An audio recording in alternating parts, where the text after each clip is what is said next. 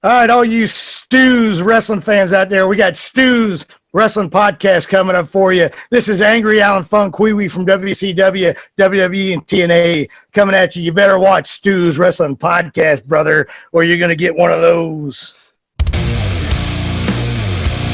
You're listening to Stu's Wrestling Podcast. It's time. Your host, Stu Palmer.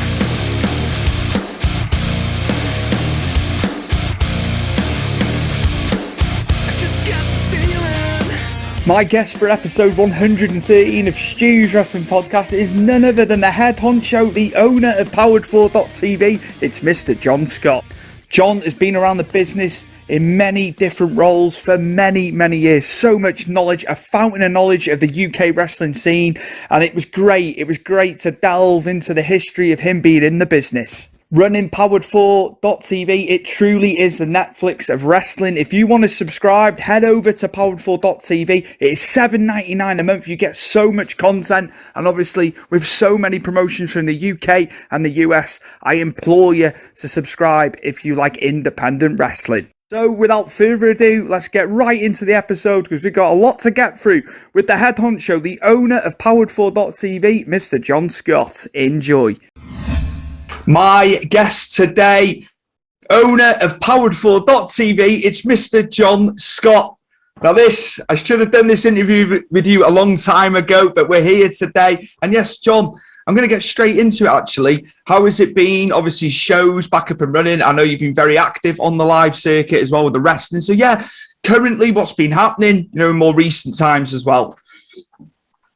Mate, very busy. As you can imagine, the scene has picked up quite a lot. So I've been back out on the road, but I can't complain too much because compared to where we was, I'll take this any day of the week to have my pick of what show I need to go and be in the presence of. So yeah, it's been very busy for Powered4, and but then again, I'm just so happy that so many promotions are up and running. And shows have been flying off the hook, really, for us. There's so many shows going on currently.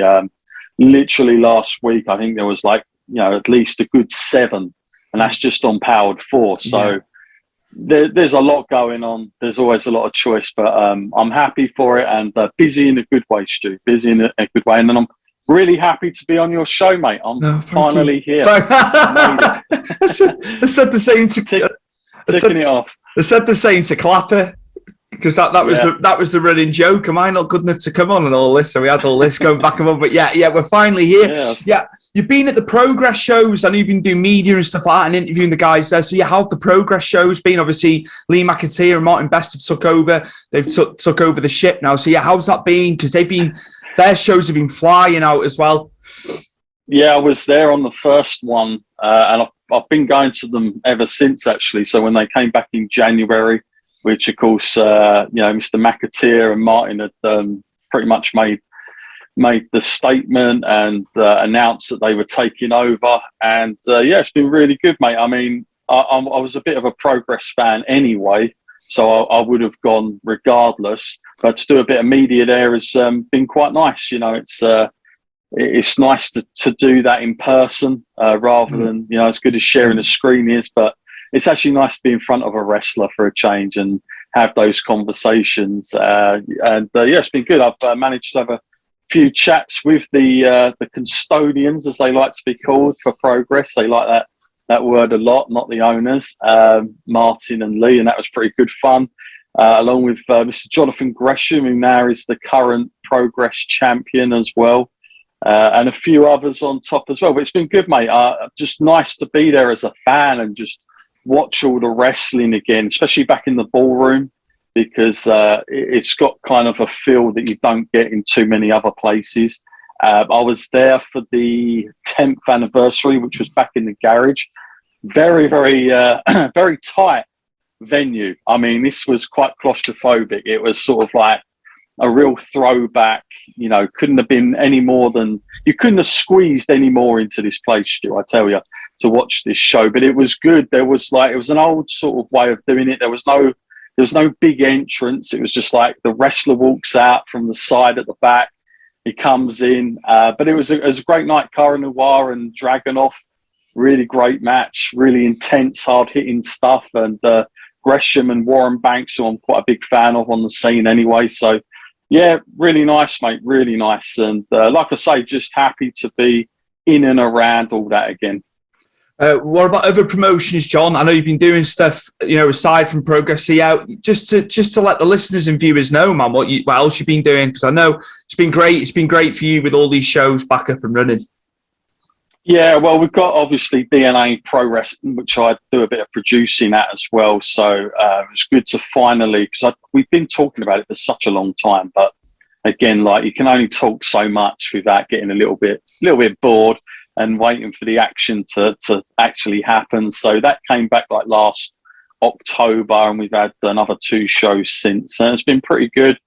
Very happy to be involved with them. Again, we've taken on a few new promotions as well, new promotions in general that have come along. There's a promotion called No Mercy that you might have seen some bits and pieces of recently. There's another one that a lot of people are calling Pew, because it's PEW, so everyone's calling it Pew, which has been pretty decent as well. But yeah, mate, there's so much going on. Catch Pro Wrestling, another one that's sort of like been in and around for such a long time, but actually getting a chance to see that a bit more as well. So yeah, just loads going on, mate. I will forget so many. That's the problem with Powered 4 at the moment. There's so many promotions that I even forget where I am half the time. And you know what it's like, Stu. Yeah. You know what it's like. You forget somebody. But it's in general, mate, I have literally just been showing up most times, not really doing as much media stuff, but just observing as a fan and engaging in that way, because sometimes, it's one thing to see it on Powered 4, but it's another to see it live. And I always tell people, it's 2 different experiences. One experience like RCWA that I was involved with at the start of the year. It's one thing to be there live, and it was really ramped up, and the atmosphere was crazy for this Will Ospreay return to his hometown. But then when you go and watch it again on Powered 4 with the commentary and all the rest of it, it's like a different vibe. The angles, it's more like a TV type of perspective. So you get kind of like 2 different experiences sometimes of live shows. So yeah, all good, mate, all good.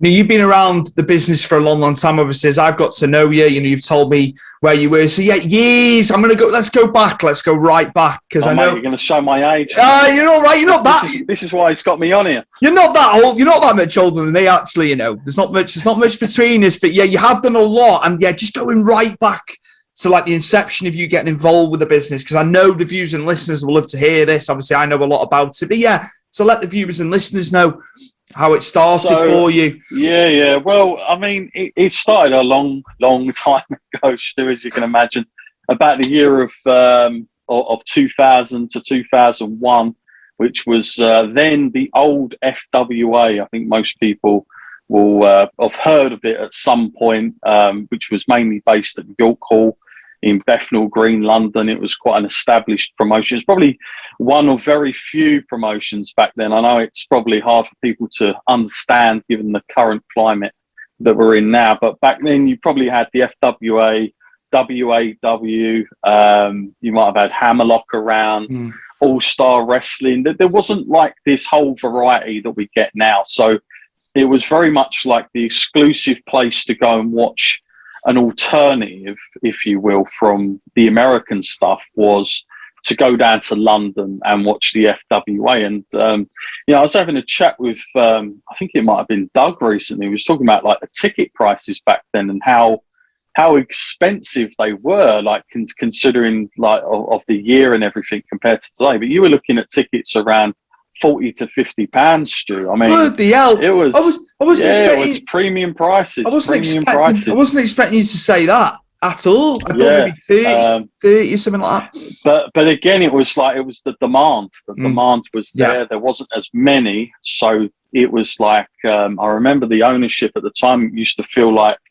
if we really want to call ourselves, the professional wrestling of the UK, then we need to value ourselves in the same way. So that was their kind of outlook.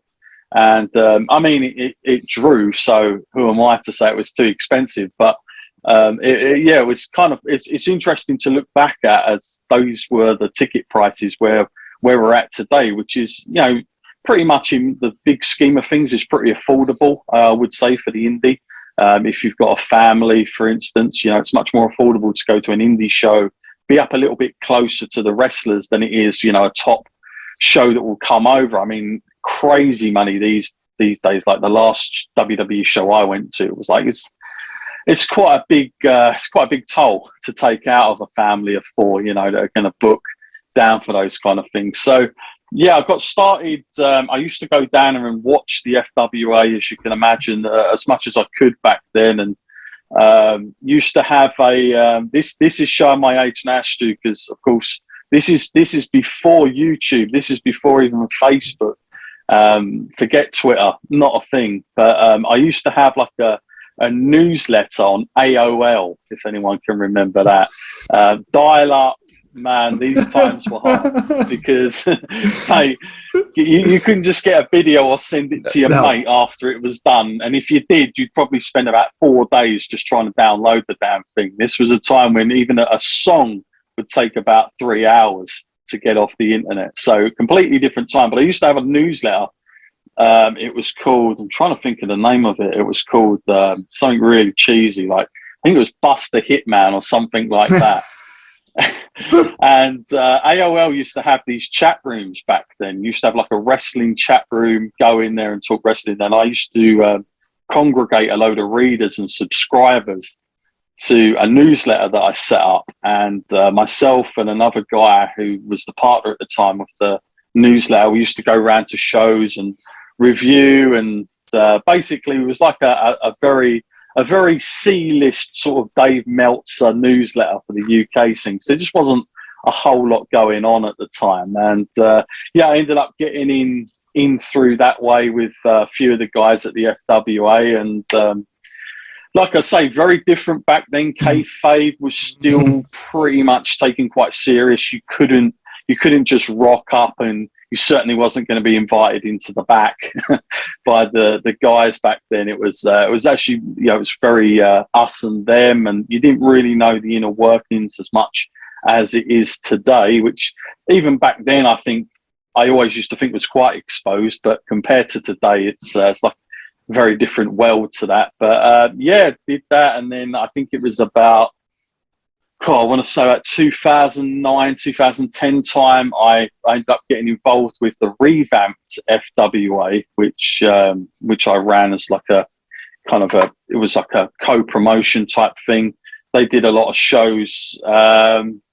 Before that, of course, we had another one. I'm going to name drop, 1PW, which came after the FWA, and again, those kind of, that sort of time was crazy to be a fan, Stu, because like I know our mutual friend Mike Angus would go down there a lot. I only got to go a few times because it was Doncaster and it was quite a way for me to travel. Yeah. But some of the matches used to get, again, like AJ Styles would be over, Christopher Daniels, you'd have Noah guys, you'd have Ring of Honor guys, TNA guys, mixed with the UK wrestlers. And it's quite unheard of now because you probably won't get that. As many promotions working together hand in hand like that anymore. But it was a very golden time to be a fan because you was quite spoilt with what you got. There was a lot of great matches back then. You had a very young rock star Spud who went on to big and great things with WWE. You had a very young Pac as well. I remember him facing AJ Styles in a very high quality match. Yeah. You know, the Briscoes, Samoa Joe was there. And then you had like some of the more established guys like Abyss at the time was there. You know, Harry Smith started with that promotion as well when he was much younger. So yeah, I was kind of like spoiled, and then started to get more into the media side, started to do the podcasting stuff with WrestleLine, which is where I sort of came back in love with wrestling a little bit more. And we'd go around to a lot of the UK promotions, and whenever like Ring of Honor would come over or WWE used to do a lot of media there with those guys. And sort of got my love back for it. There was a time, Stu, where I kind of I would say between the years of 2000 and I want to say 2007 to about 2010, I just wasn't watching much wrestling at all, including WWE. That memory is sort of blanked. When people talk about some things, I have no clue what they're going on about, because I just wasn't watching the product as much then. And getting back through media was a little bit different, because you're sort of on the outside, aren't you, really? More than the inside sometimes. So it's like building that trust again with a lot of promotions. But again, I enjoyed it. We used to do like a weekly show, mainly on the American WWE stuff and Impact Wrestling, and then started to get really sucked into the UK stuff again, because literally, from about 2012 onwards, we've just seen quite a spike year of just so many promotions just come around, and a real sort of big feeling of that British wrestling was coming back. I mean, certainly in terms of wrestlers you get to pick from now, it's amazing, mate. I mean, it's just so much going on, isn't there? It's amazing. It's amazing. Like, the upward surge, and you think, John, that's a decade now. We're into a decade, but it's gone from strength to strength. Obviously, let's just take the COVID scenario out of it. But we'll call it. We'll class it a decade, absolutely. And there's so much good quality in there now. It's amazing. Like you said, as a fan going to shows. I don't get to the shows. I'd love to get to more shows. But it's just amazing, the variety. I mean, you've got to remember, there was a time you'd go to a show. And I remember one show, I think I've told this story so many times, so apologise for anybody that's heard this story, but there was a show I went to once, and this was about 2006 probably. It's like a leisure centre, and they had this wonderful poster, American style wrestling comes to Essex. I was like, bloody hell, it's brilliant. Got there, and then I realised there was no ring. The ring, there was ropes, but it was held up by bin posts and a broomstick. So there was like short ropes. You certainly couldn't bounce off it. And then the wrestlers were actually 4 guys who played the whole card the whole way through the night with different masks on. So we've come a long way since then. And, back then it was like a huge thing just to have like an entrance way, let alone all this lighting stuff. And even, it's amazing now, because even some of the new promotions that start have already got all this stuff, and it baffles me sometimes. But, in terms of the production side, that's what's really changed the most, I would say. It gives more of a better platform for the wrestlers to go out to, whereas back then, sometimes you wouldn't know what you was going into. And you'd certainly hope there was a ring at the other end. Let's put it that way. You can't get more carny and circus than that, John. Hey? No, exactly. A crash mat for a ring. That's what it was. Who have you enjoyed watching? Obviously, there's so many shows now and stuff, and I know there'll be a myriad of people that you like watching, and I know you've stated Warren Banks. There's one guy that you really, really like, but some guys that you really enjoy watching who've come in now. Shows are back on, and you've been impressed with in British. We'll stick to British terms. We'll stick to our own. I think on this one. Yeah, mate. There's a lot to pick from. There really is, but recently, I'll say the most recent people that I've really picked up on this year, Sky Smithson, for one, has really impressed me. She's really, every time I've seen her, she's got so much ability to give.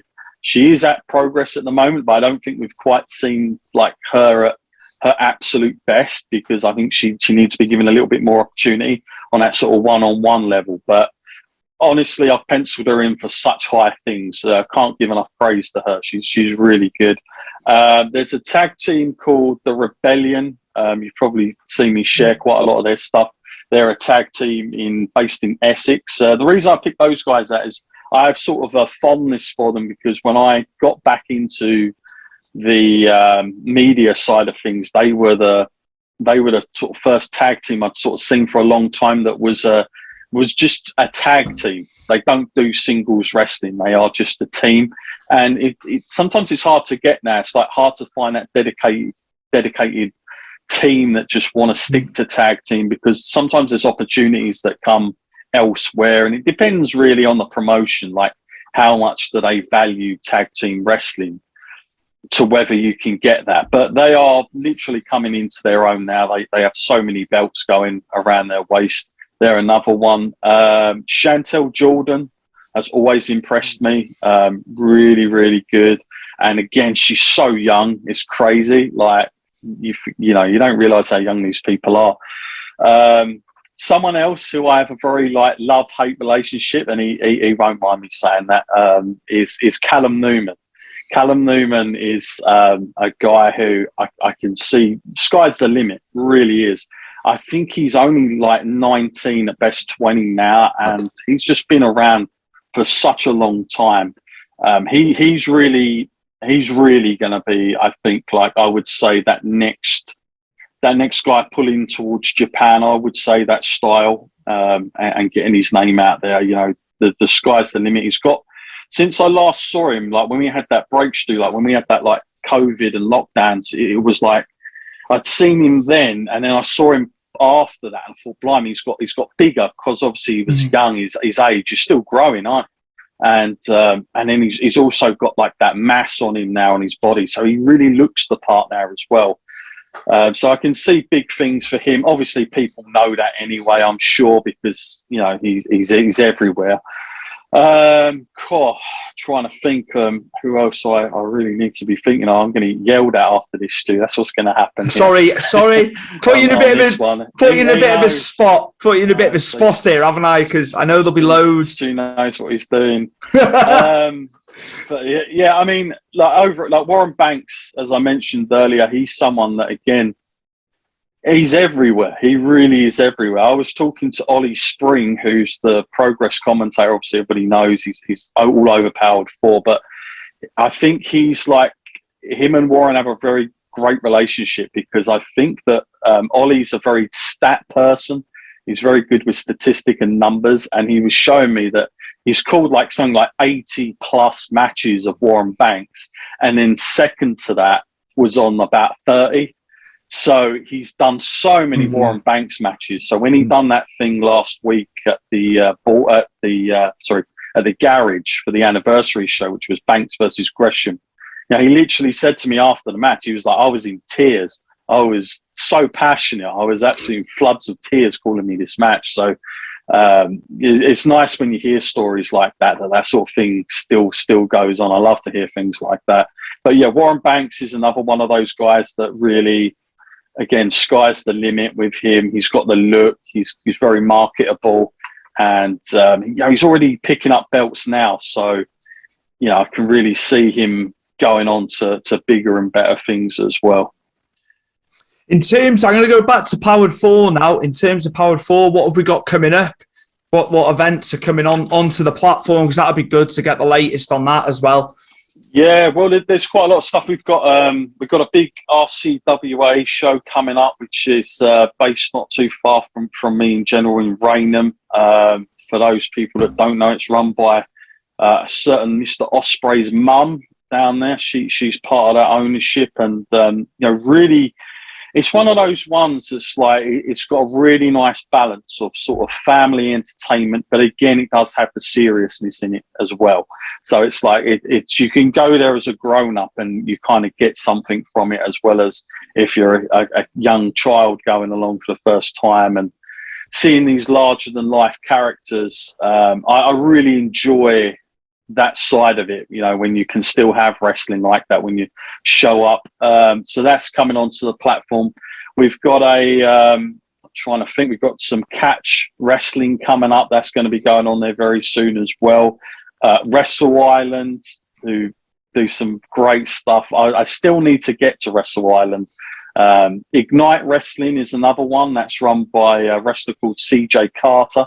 He used to run an old promotion called Pro Wrestling Clash, which was run by himself and Gene Money back in the day. And it's really, I would say to anyone that maybe hasn't sort of, is sort of what is Powered 4. Well, if you go on powered4.tv now, that's absolutely free to watch. So Pro Wrestling Clash, go along, have a look, and you'll see how the platform works without having to put any money down at all. And just to get a bit of a taste, because Pro Wrestling Clash has like a start and a finish. It's like one of the only ones that knew it was going to start and finish after 10 shows. So it's like a TV show, Stu. Like everything comes to an end. There's a climax and there's a payoff for the fan that watches the first show, because you're going to get rewarded if you watch it closely enough. So recommend that one. Like literally, I've heard people say they binge watched it like a Netflix series, which is quite interesting for wrestling shows. So yeah, plenty of that stuff coming on. DNA Pro Wrestling is another one. They've got a really exciting card coming up, actually. They've got some great guys like Ricky Knight Jr. is going to be debuting there for the first time, along with Tate Mayfairs.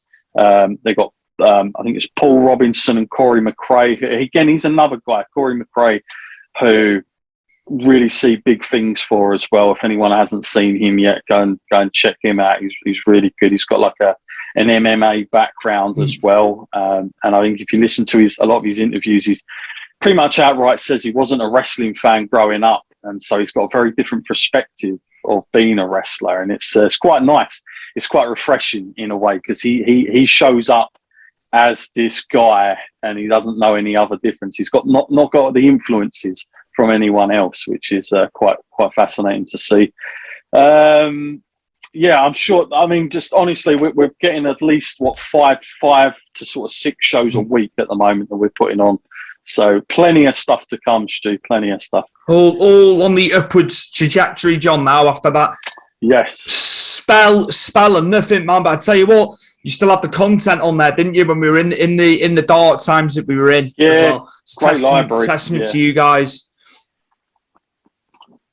Absolutely, yeah, thank you, mate. Thank Absolutely. you. And while we're on the subject, you know, should thank yourself as well, there, Stu. You've been a big part of this from day one. You and Chris with the old Big Fight Weekly as well that you do for us, but also just in general, Stu, you've always had our back. You know, always appreciate you. No problem. One of the best out there, people. One of the best. Oh, thank you very much for that. I'll just I'll downplay it. I'll just downplay it. You know what I'm like. You know what I'm like. Now. Absolutely. No, thank you to you and Rich as well. As I always say, no, thank you for investing in me. Appreciate it. Now, we're going to go into a more current situation. I don't tend to talk too much about current product and stuff. But obviously, we've had WrestleMania over the weekend. So, yeah, your thoughts, a few matches that you felt went really well, to rather than just breaking down the whole card. Yeah, just some bits that you enjoyed over the weekend, because that was... that's a marathon. That is a marathon. It was a marathon. It was a marathon. I'm so glad. I said to you off camera that I actually hadn't done any work this year. It's probably the first time in about 8 years that I haven't covered WrestleMania in some sort of media capacity. And sometimes when you're doing it like that, it's hard to enjoy it. It's hard to like sit there and just relax, because you're constantly thinking, I've got to get this out and I've got to get that out, and I'm waiting for stuff to come in, and it's never quite enjoyable. But this year I was able to just sort of chill out, have a beer, and just watch the show for what it is. I have to say, Stu, I did not have a clue of many of the matches going into this, just because I've been so busy with the UK stuff. So I went in this very low expectations, I've got to say. But I've got to say, very, very entertaining. You know, I think that's probably the one word I'll come out with this one. I just thought it was, you know, again, low expectations. I thought the Cody Rhodes thing was done really well.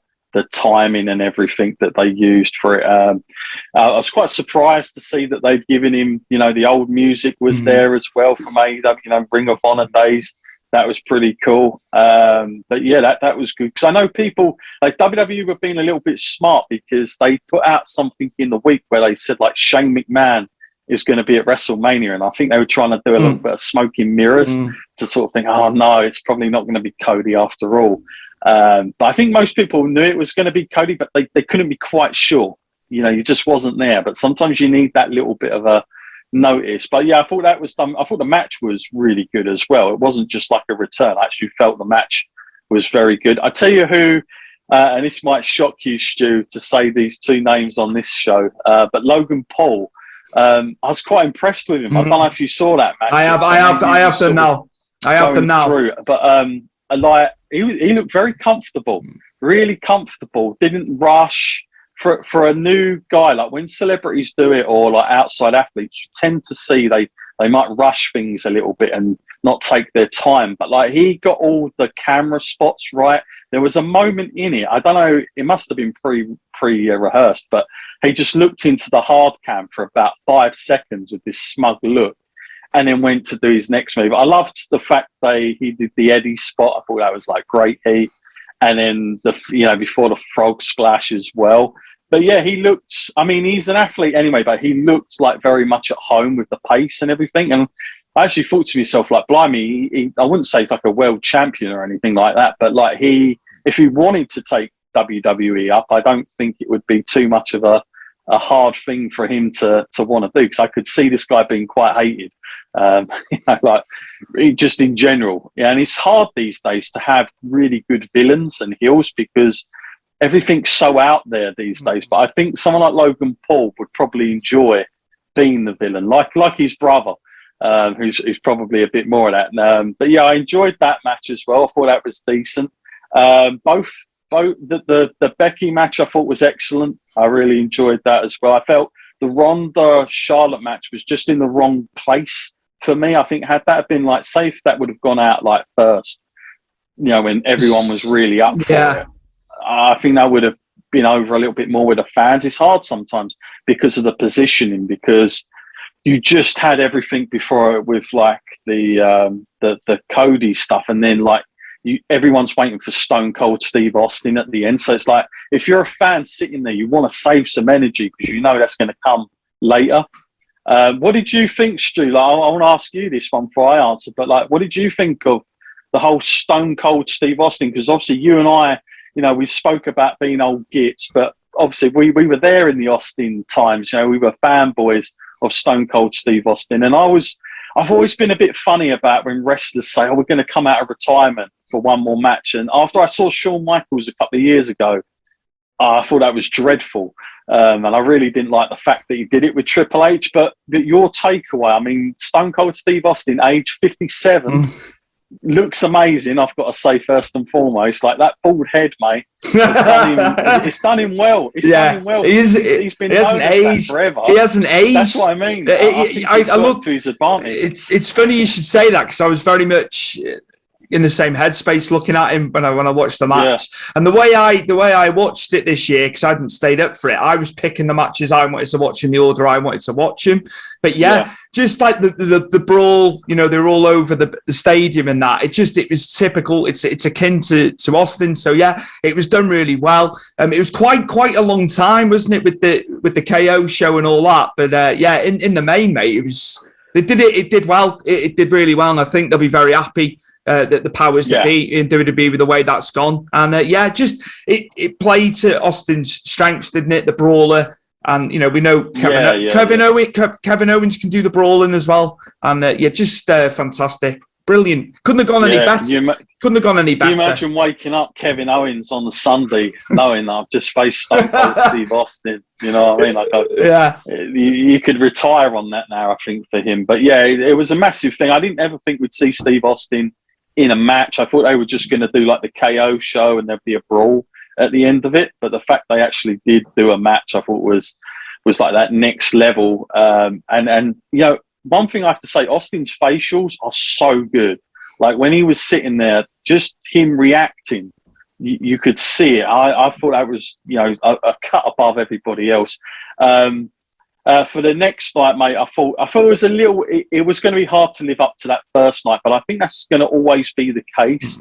Now there's these 2 WrestleManias, because it's almost like they like to leave you that first night on a happy note. I think that's happened last year it was Bianca Belair had won the belt. And I think the year before that was obviously the only thing that was really different, because we had COVID, which was the Undertaker match of AJ Styles, which was a cinematic match that everybody was talking about.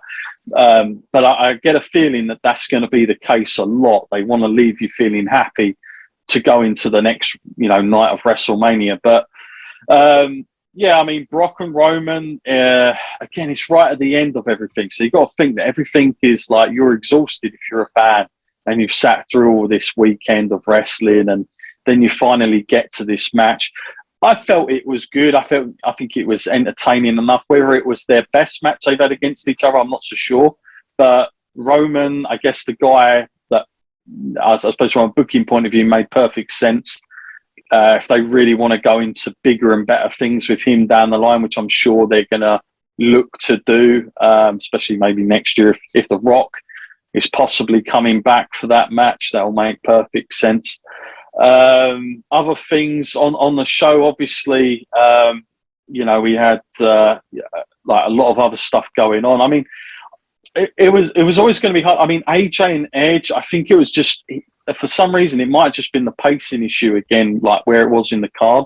But it was almost like fans are sort of zoned out. They were sort of knackered through that. But that's happened a lot. Like I remember AJ Styles versus Nakamura was a similar thing. Everyone was expecting this grand match. He had it with Jericho. When we were there in Dallas, and they obviously had to go into. I think it would have been Backlash. I know they've moved events around. It always seems that I think he just sets the bar so high. AJ as well, he's quite critical of himself. I think when it doesn't seem to hit the notes he wants it to hit. The big one does it as such.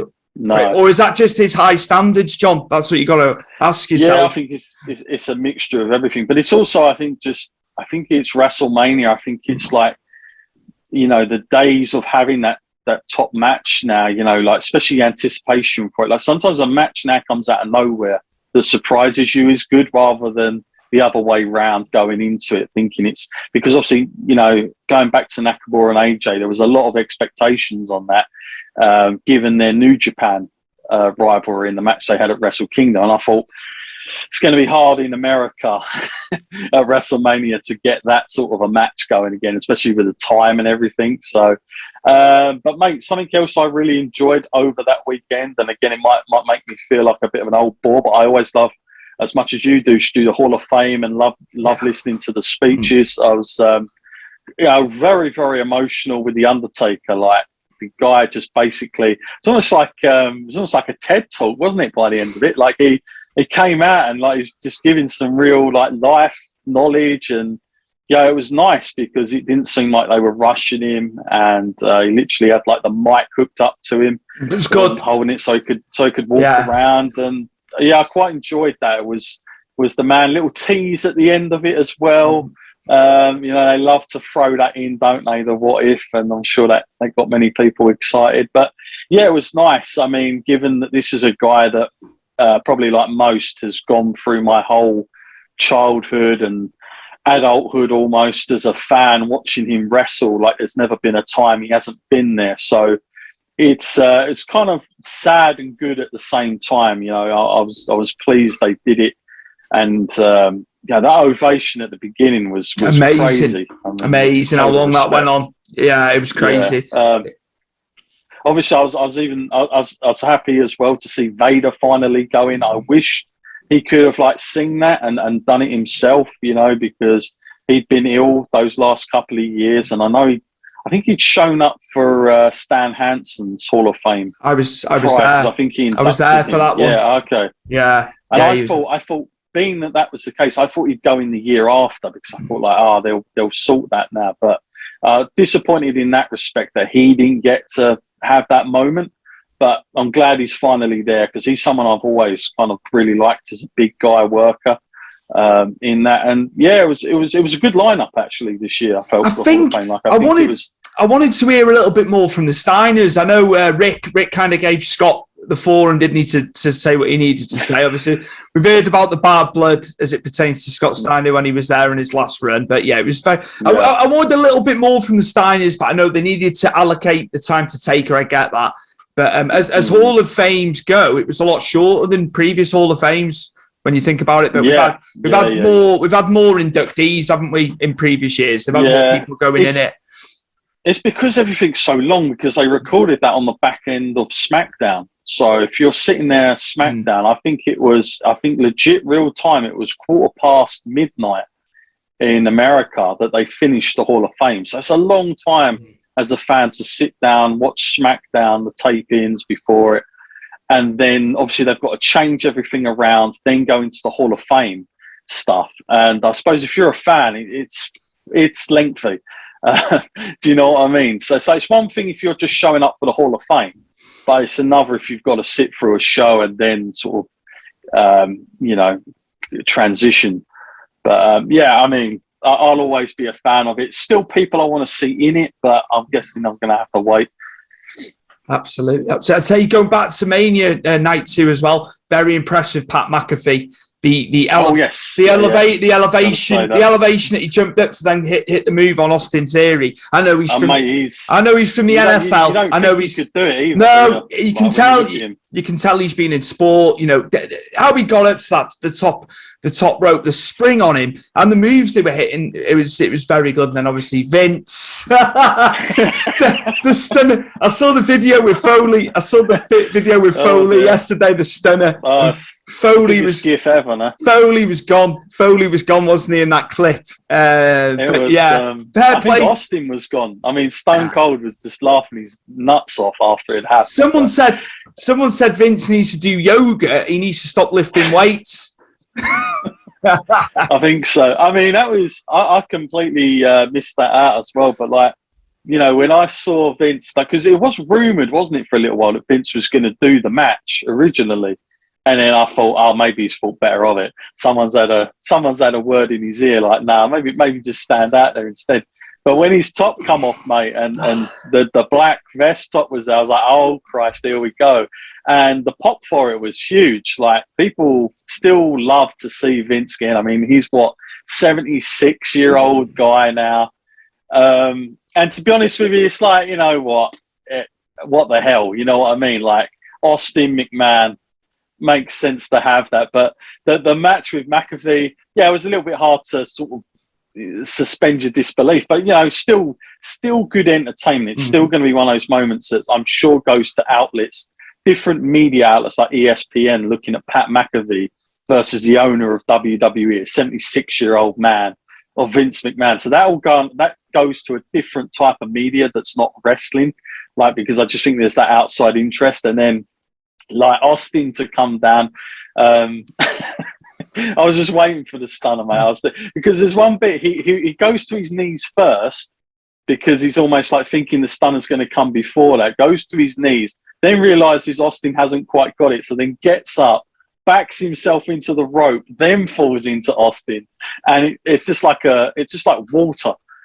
Drops to the floor. Gone, mate. There was no power. There was no. I don't know. Just his body had gone somehow, and especially like his top half and all that. But to be fair, I remember talking about Pat McAfee a few years back. Obviously, he was involved with NXT. SP3 said how good he's been there, and I was a bit skeptical. Then he went into War Games, had a good showing at that War Games when they did that. And to be fair, he's made a believer out of me. And then obviously everyone's saying about his caliber on commentary. Obviously his show, his podcast. He's made a believer out of me. I'll hold my hands up. I was a bit skeptical about him at first, and SP3 was like raving about him even then, and I was kind of dismissive. But yeah, he's been fantastic, and I know he's well thought of in the industry now. Yeah, really good stuff. No, I enjoyed it, mate. It was solid, wasn't it? Considering, I think sometimes when the expectations are lower, I think that's what the case of it was. I think that a lot of the times it can deliver. I remember being at 31. And on paper, it looked amazing, but we weren't expecting, a mega show, and it blew everything out the water. It blew everything out the water. It exceeded everyone's expectations. So, considering a lot of people are a bit tuned out with Raw, SmackDown, doing it weekly and stuff like that, I think they've done fantastic, haven't they, John? Yeah, they made it feel big again and special, and I think that's what you want sometimes from a WrestleMania point of view anyway. Like, that's what it should be. It's the spectacle of it, and it's a good time to be a fan, really. I mean, there's so much going on. Dude, what else in terms of American product? Do you get a chance to watch AEW, Impact? Obviously Ring of Honor's now back well. How are you with AEW? Because I haven't really spoke to you about AEW off camera. Yeah, I don't get to see much AEW. Like I did when it first started. I was watching it every week, and then as time's gone on, I've just sort of with everything going on in over here, it's just very hard to fit that in with everything else with WWE as well. But yeah, I keep my eye on it. I mean, I still like what they're doing. I kind of think they're still finding their feet as well, because you've got to remember, it's still a pretty new company considering everything. It's just because they're very well off financially. I think people think they should be this, established top tier promotion that's not going to make mistakes. But you've got to remember, it's going to take some time yet to find who they really are, what their identity is. I still think they're finding that now. I still think they've tried things and maybe it hasn't worked in a way they'd like. The only thing I am put off sometimes by them is that they always seem to sign a lot of ex-WWE people as soon as they're released. There's too many. Drives me mad. There's too many now. In retrospect, I think there's too many guys. I've said this when they're being acquired. Sorry, I've jumped in here. It's just like how much talent can you possibly acquire before they're getting lost in the shuffle 2-3 months later, because you've then got the next guy. I'm jumping in, but that's one thing I'm switched off about. When can it stop, this revolving door of, right, they leave WWE and they're coming in? Yeah, and I kind of feel like it won't be too long until they end up with the problem that WWE had for a long time, which was a lot of people will call that the mid-card era, which is just a lot of guys who look the same, positions the same. There's no real ladder. So you have to be careful sometimes when you do that, because you don't want to. I think being a little bit more picky wouldn't be a bad idea sometimes for AEW. I know it's like maybe too much of a carrot dangled in front of them not to go after them and show their fans that we can get this and this person and that. But but then again, they've made some amazing signings in the likes of Bryan Danielson and CM Punk, for instance. CM Punk especially, because he wasn't doing anything before that. So they're doing the right things, but again, I just think they're finding themselves still. So be interesting to see, like, next couple of years, where all this goes for them, because it's one thing. Remember, before they were doing TV, they were just doing those big events, and they were always doing well.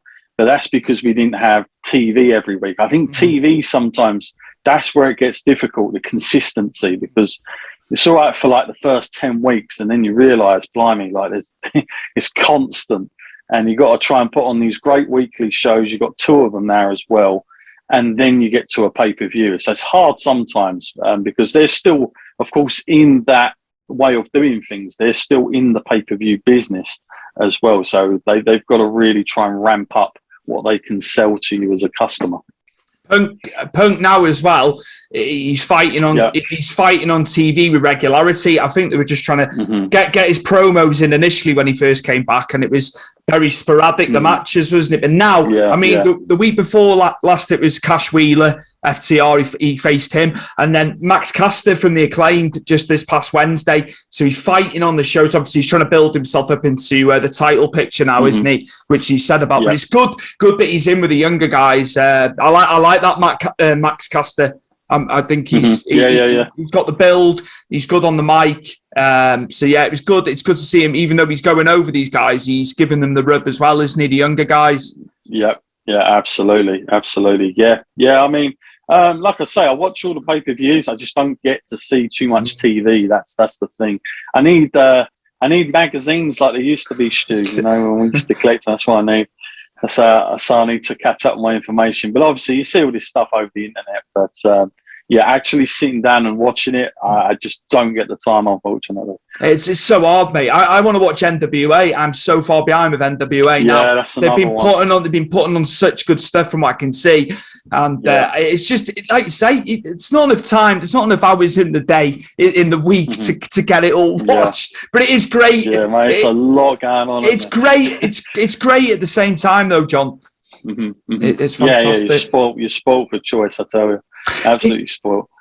Back to Powered 4 now. If you can just plug Powered 4, see to subscribers and stuff like that, just tell people what they're getting. Obviously, there is free content, as you've said. There's free matches as well, which is fantastic. But just Powered 4 in closing and what's on offer and prices. Yeah, no worries, mate.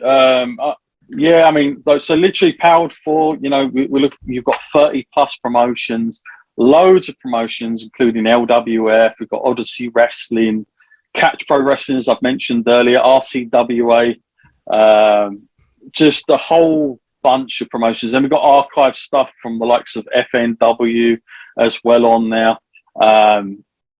We've got wrestling classics on there. I mean, literally, it's just a variety. We do have American shows on there as well, the likes of XWW, which is a new one that actually do a weekly show for us. So they're one of the few that have like a TV show going every Tuesday. So if you kind of want to get your fix of that, you can get that as well. But it's all under one roof. That's the good thing with us. You haven't got to pay separate subscriptions. $7.99 is the price. Everything under one roof. Like I said before, there is free content on there as well. If you want to go over there and just sample some of the stuff, including Stu's Wrestling Podcast, Thank you, mate. been on there since the very day one. And again, great interviews there. But we have plenty of those stuff on there as well on our media side, the likes of Sports Geether, True Hill Heat, our good mutual friend Justin Clapper as well. I want to give him a mention. He's back. He's back. Yeah, he's doing the stuff. He's doing stuff for us as well with some of the content that we've got. So yeah, I mean, literally British wrestling. This is where you can see it if you want to see more of it. You know, as I said, go and check out poweredfor.tv. Have a look around. You know, there's no hidden things you're not going to see. You will see exactly what you're getting from the get-go. So yeah, go and check it out. We've been going for a couple of years now. And you know, we're only going to grow it even more. So yeah, please go ahead and give us a watch. Everything, you know, just sample it at least. A good thing within the on demand as well. It's all chaptered because you don't get that. Yes. You don't get that with the WWE Network. You do with past shows, like the old shows. It's all the matches are in. It's a great feature, John. You know, it's great. Yeah. I've got to give props to Rich there because he does all that. Yeah, all that hard work, and he does very well at it. So yeah, I mean, he got confused the other day, Stu, because there was a Triumph show went in, and he had the name John Scott on there as wrestling, so it threw him out a bit. And if you wanna see if I really did get in the ring, then go and check it out. I need to have a look at this. I believe I've been credited on bloody Cage Match.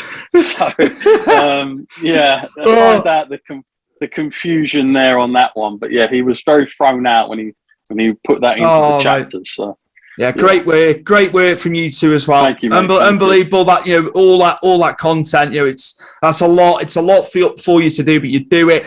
And yeah, look forward to the future with powered4.tv. So thank you very much. Stu, before we go, my friend, how is the commentating gig going for you? Because I know that's something you've got into recently. We're getting there. Spoke about it, and yeah, you know, we're getting there. I've just started to get back into it myself, and it takes a bit of time. It does take a bit of time to get back into the rhythm again. But you know, the stuff I've heard you from is good, mate. Yeah, I mean, I'm a bit, oh my God, I haven't done that right, I haven't done this right, very, you know, but it seems to me the last couple of shows, the confidence is there, John. And Mike, it's just doing it with Mike, because we have a laugh. Like Jay was up on the stage at the monitor, and he can see the pair. I saw you pair giggling and you know, and all that sort of stuff going on. So yeah, it's been brilliant with Mike. You know, what more can I say about Mike? Do you find it? I find it really difficult to watch it back when I commentate. I pick up on words that I say all the time. I'm like, well, you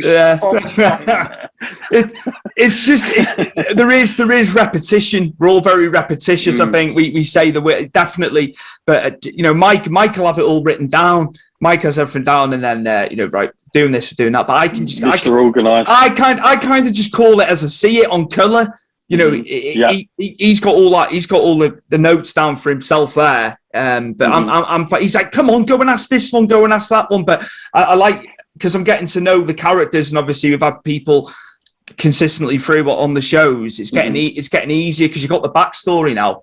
You've got the backstory to guys, and yes, with the Violent Gentleman Society or heel faction, yeah, it was good to do some heel. It was good to do some heel commentary. At the chagrin of Mike, I tell you, He was going mad at me. But I channeled my inner Bobby Heenan on the comms for their matches. Yeah. But it's been great. It's been really good, John. Thank you for asking about that. Yeah, no worries, mate. Yeah, congratulations on everything, and hope it goes well. More to come for the future, I'm sure. Yeah, we got the May show in your scout, so we've got that coming. Mm-hmm. That'll be here before we know it, and it's just good because there's good space in between shows. Yeah, with Superstar, it's well spaced. Absolutely, John. Anything to add before we close out? Anything else to add? My friend, it's been a real pleasure to be on here finally. I'm not on the bad list anymore. I can take that off. I've made it. I'm on the Stu's Wrestling Podcast. But you know what, mate? I still hope that you and I are going to see each other in person. You're like the one guy I still haven't seen. I've seen Angus now a few times. Oh, mate, disappeared in front of me. Like I know and Kyle. Real. You've seen Kyle loads. Kyle Rogers, well. Yes. Kyle Rogers, you've seen Kyle loads. Give a shout out. I'll give a shout out to young Kyle. I know he'll probably watch this back, but he's actually, I think he's doing something with me tomorrow as we talk on this interview. Brilliant. With Eric Young. So I think he's coming down to do some media. Oh, mate. Big shout out to young Kyle Rogers. Go and check him out. He's a good lad. He's a very good lad. And yeah, that'll be good that tomorrow. I bet you both made up doing that. That'll be fantastic. Yeah, it'll be good. Yeah. And I don't know when, but yeah, somewhere down the line, mate, we will meet. Somewhere. Progress in Manchester, maybe at the Ritz. Yes, they're doing a tour, aren't they? That'd be the one, because that's like an hour and a half away from here. But yes, my guest today, owner of Powered4.tv, it is the mercurial John Scott. Thank you so much. Thank you so much for coming on to Stu's Wrestling Podcast, man. My pleasure. My pleasure. Well, I thoroughly enjoyed that episode. What an episode. Finally, after 2 years and all the support I've had from Powered4.tv, I have had John Scott on, and it was amazing. It was amazing. What a history in the business he's had. Some great stories there. He's been doing some great interviews as well at shows. Progress, to name but a few. He's had some great interviews. Jonathan Gresham, Session Moth, Martina. Amazing, and it was a pleasure, John, having you on. Thank you so much for looking out for me, man. Nothing's ever a problem, and just thank you so much.